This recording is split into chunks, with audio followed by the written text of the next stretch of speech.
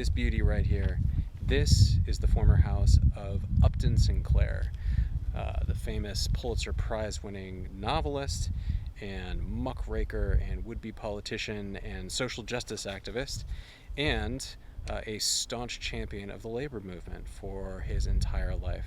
So right here I got my dog-eared copy of The Jungle, which he wrote in 1906.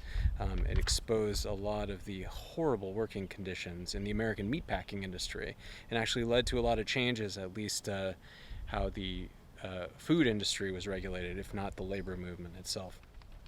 Upton Sinclair was living in Pasadena from the 19-teens, and he actually ran for office several times as a congressman and also as the governor of California for the Socialist Party.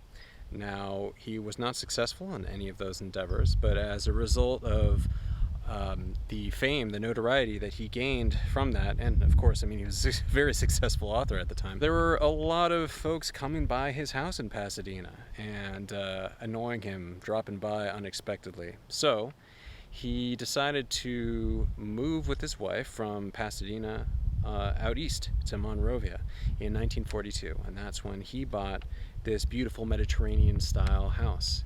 Now, the house had been around since 1923, and it was designed by a guy named Frederick Wallace, who was an LA architect and was part of a firm called Norton & Wallace, who were best known for designing a lot of important community buildings for the Jewish community in Los Angeles. So there's a double garage in the back, and that's where Upton Sinclair would do all of his writing while he was here. He converted one of the garages into a study, and that was right next to this concrete vault where he kept all of his papers. So manuscripts of his books, translated versions from countries around the world, like thousands and thousands of letters that he wrote, just stored in this concrete lockbox. So the Sinclairs were apparently very, very private people, if you couldn't tell from the fact that they moved from Pasadena to Monrovia just to avoid people. And when they moved out here, they built a chain link security fence around here and grew like 200 Eugenia bushes to function as a security hedge, basically, to keep the looky-loos out like me. I even read a story that at one point they deactivated the doorbell so that they wouldn't be disturbed.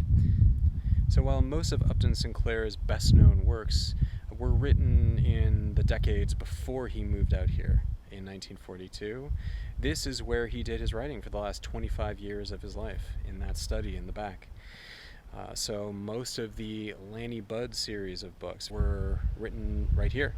One of the Lanny Budd novels was actually what won him the Pulitzer Prize in 1943. Clearly, there's a reason why this is not just on the National Register of Historic Places.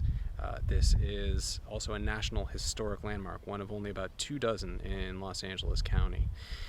And it's all because of the importance of Upton Sinclair to American culture, American history.